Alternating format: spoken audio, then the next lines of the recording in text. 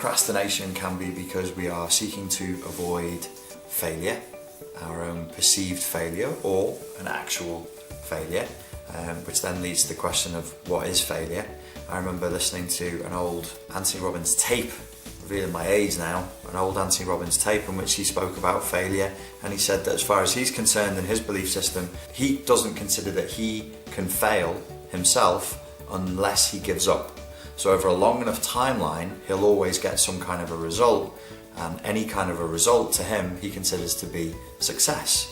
And failure can only be at the point where you give up. So there's an unwillingness to quote unquote fail that represents a kind of cowardice, and perhaps what is required is that we reframe this notion of failure, and that perhaps we only fail when we give up. And as long as you keep going and you allow it to take place over a long enough timeline and be patient, it's difficult in today's society where you can just download an app and it does it for you, and if it doesn't download inside of 25 seconds then we throw a fucking hissy fit over it. And the second thing that a lot of us are seeking to avoid is just discomfort. Just discomfort, and it's for its own sake.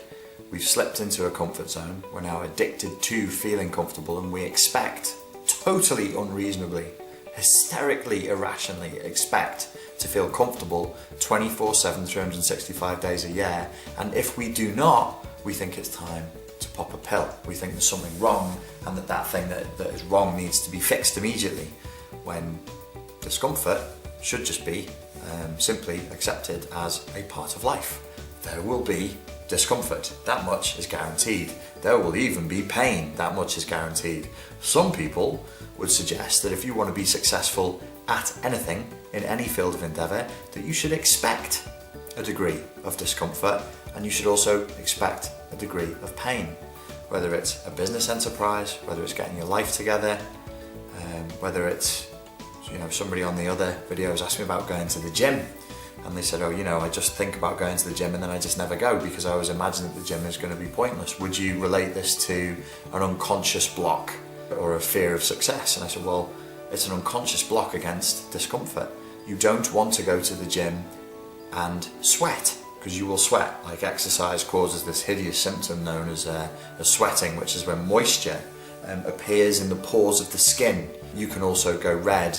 One of the other dreadful symptoms of exercise is some people call it panting. Some people would call it hyperventilation, and your breathing goes a bit funny when you move around, like when you walk upstairs and shit.